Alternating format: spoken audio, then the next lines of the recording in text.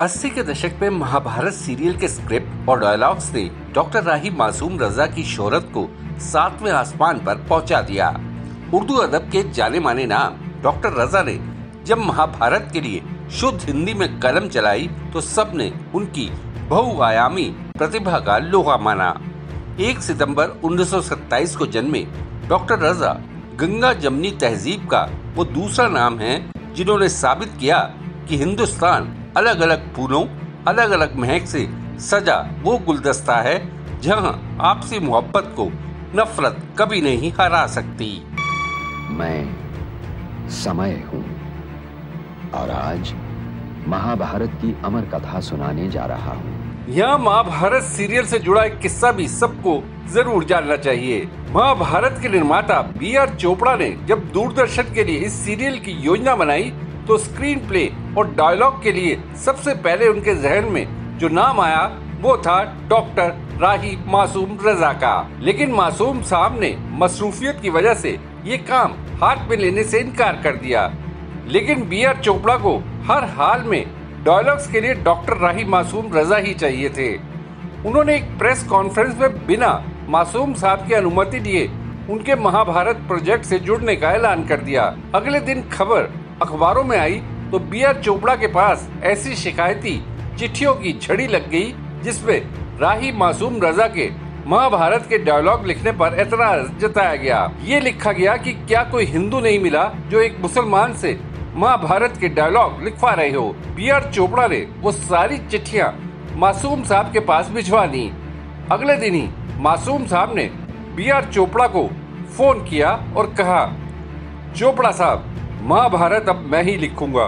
मैं गंगा का बेटा हूँ, मुझसे ज्यादा हिंदुस्तान की संस्कृति और सभ्यता को कौन जानता है। बता दें कि मासूम साहब का जन्म यूपी में गंगा के तट पर बसे गाजीपुर में हुआ था। महाभारत सीरियल के प्रसारण के बाद प्रतिक्रिया में डॉक्टर राही मासूम रजा साहब के पास इतने खत आए कि उनके स्टडी रूम में अंबार लग गया। इन खतों के गट्ठरों के साथ ही रजा साहब ने एक छोटी सी पोटली भी अपनी टेबल के पास रखी थी। एक दिन उनके खास दोस्त की नजर उस पोटली पर पड़ी। दोस्त ने जिज्ञासावश रजा साहब से पूछ लिया, इस पोटली पे क्या है? रजा साहब ने कहा कि इस पोटली में ऐसे खत हैं जिसमें मेरे लिए गालियां लिखी हैं।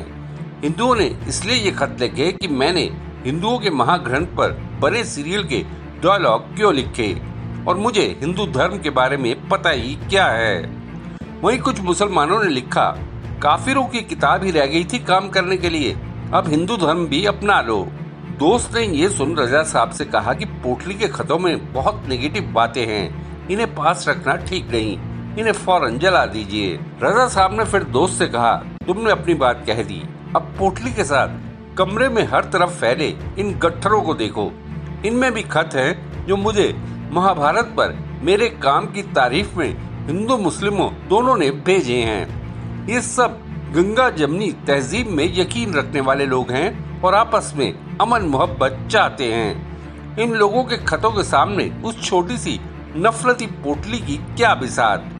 ये है मेरा मुल्क हिंदुस्तान, यहाँ मोहब्बत से नफरत कभी नहीं जीत सकती। डॉक्टर राही मासूम रजा, उनकी अदब सिनेमा को लेकर समझ की बात ही अलग थी। देशनामा के लिए खुशदीप सहगल की रिपोर्ट। आपको ये वीडियो कैसा लगा या अगर आपके दिमाग में कोई सवाल है तो कमेंट बॉक्स में जरूर बताइएगा। वीडियो पसंद आया तो लाइक शेयर करना ना भूलिएगा।